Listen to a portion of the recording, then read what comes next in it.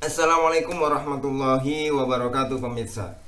Bagaimana sikap kita ketika ada seorang alim ulama yang kemudian mengemukakan pendapatnya, yang pendapatnya itu bertentangan dengan fatwa mayoritas ulama MUI misalnya, atau bertentangan dengan himbauan pemerintah.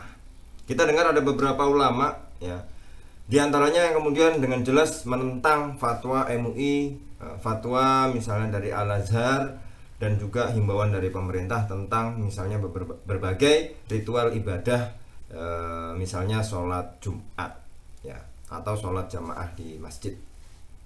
Ini menjadi kita sebagai rakyat awam ini agak bingung. Terus gimana sebenarnya? Yang mana yang harus kita ikuti? Yang pertama, kita harus sadar bahwa yang dikemukakan oleh alim ulama ini ataupun MUI, dua-duanya itu adalah fatwa. Fatwa bukan kodok. Fatwa tidak bersifat mengikat, tetapi ada yang bertanya dan dikeluarkanlah jawabannya ya. Itu yang pertama. Ya, jadi bukan kodok, tapi kodok itu memang bersifat mengikat dan harus ya. Tapi kalau fatwa ini boleh kita tidak ambil yang satunya, boleh kita ambil yang satunya. Dan seperti itu. Yang kedua, kalau kita melihat, saya mencoba untuk berhusnudzon sebenarnya, berprasangka baik kepada alim ulama yang mengatakan bahwa apa yang terjadi sekarang ini adalah belum bisa disebut wabah. Apa yang terjadi sekarang ini adalah belum bersifat wabah. Wabah itu menurut dalam tanda kutip klarifikasi beliau atau definisi yang beliau utarakan adalah ketika banyak yang jatuh korban. Ya, misalnya ratusan ribu. Nah, itu baru wabah dan seharusnya layaklah fatwa ini. Jadi kalau kemudian ini bukan wabah, meskipun WHO ya, Badan Kesehatan Internasional Dunia mengatakan bahwa ini sudah disebut pandemi ya, tetapi beliau berpendapat di Indonesia mungkin menurut beliau ini belum jadi satu definisi wabah karena yang meninggal baru beberapa saja. Dan ini ya kita berhusnudzon lah, artinya di MUI sendiri disebutkan kalau memang di suatu daerah 0 kasus dan bukan zona merah, maka tetap melakukan aktivitas seperti biasa. Jumatan ya tetap Jumatan, sholat jamaah tetap sholat jamaah, nah seperti itu kan. Tapi kalau sudah ada zona kuning atau zona merah, maka ini perlu diperhatikan. Tidak boleh Jumatan. Kalau zona kuning itu lebih baik, ada lebih baik di situ ya, bahwa sholat jamaah di rumah masing-masing. Nah, ini sebenarnya fatwa MUI sudah lengkap, tetapi ketika ada seorang alim ulama yang kemudian menentang fatwa ini, kita harus bisa mengambil baiknya. Artinya pendapat beliau bisa diterapkan di provinsi atau daerah-daerah yang masih 0 kasus. Karena beliau menganjurkan tetap sholat jamaah, tetap sholat Jumatan, ya tetap sholat Jumat, ya Jumatan seperti biasa. Itu bisa kita terapkan di daerah-daerah yang 0 kasus. Kalau menurut saya seperti itu. Ya misalnya seperti daerah Palembang, Bengkulu yang hingga video ini dibuat, Kalteng, Kaltara ya belum ada kasusnya, dan juga NTT ya. Nah ini artinya fatwa MUI dengan fatwa beliau ini tidak bertentangan ya, tidak bertentangan karena beliau tetap menganjurkan ya kita ambil untuk daerah-daerah yang 0 kasus.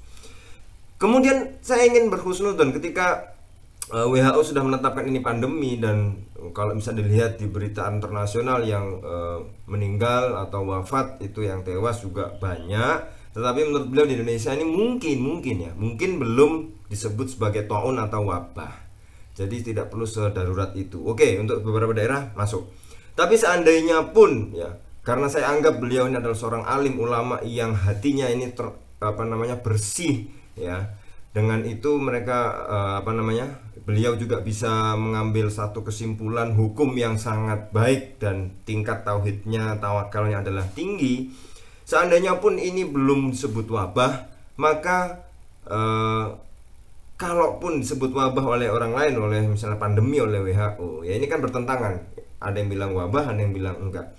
Seandainya pun ya ini memang betulan wabah dan beliau menganggapnya ini bukan wabah, ya bisa jadi ya karena korbannya belum banyak. Apakah kita harus menunggu korbannya banyak dulu terus kemudian disebut wabah? Nah ini kan menjadi pertanyaan yang serius sebenarnya. Apakah nunggu korbannya 100.000 dulu atau kita cegah sebelum bisa korbannya sebanyak itu, kan gitu.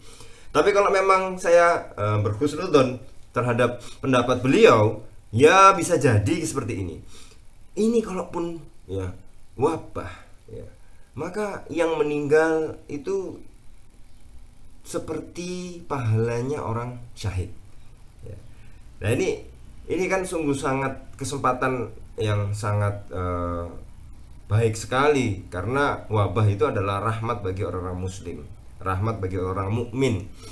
Maka apakah memang kita bisa bersikap, ya saya juga bingung ini, bahwa wabah itu biasa aja kita hadapi dengan sukacita, karena kok kenapa harus takut, kenapa harus cemas, karena ini pahalanya syahid loh ya. Jadi bisa jadi alim ulama yang mengatakan tetap kita sholat Jumat, tetap kita berjamaah, ini menganggap bahwa wabah ini tidak perlu ditakuti karena ini merupakan sarana mendapatkan status syahid. Nah, bisa jadi seperti itu. Karena bisa jadi kalau memang tingkat tawakalnya tinggi, tingkat tauhidnya tinggi, ini tidak ada yang perlu dicemaskan di dunia ini. Kalau kita dalam konsep tasawuf itu, apa yang ada di dunia ini semuanya adalah baik ya. Buruk itu kan dari sudut pandang manusia. Nah, kalau dari sudut pandang Allah itu semuanya adalah baik. Makanya baik buruk itu takdir itu dari sudut pandang manusia karena kita yang mungkin menjalankannya. Tapi kalau pada hakikatnya semua hal yang ada di dunia ini adalah baik. Karena bisa jadi korban-korban yang meninggal ya, yang orang muslim, korban-korban yang meninggal itu tanpa dihisap lagi langsung dianggap syahid. Nah, ini kan kita mencoba mengulik, membongkar. Bisa jadi adalah keberkahan yang luar biasa. Tapi sampai nggak kita di situ ya. Jadi saya menganggap begini, ada sudut pandang fikih. Sudut pandang fikih memang dari usul fikih misalnya, darul mafasid muqaddamun ala jalbil masalih. Jadi menghindari namanya itu kerusakan itu lebih diutamakan daripada kepentingan atau masalih ya.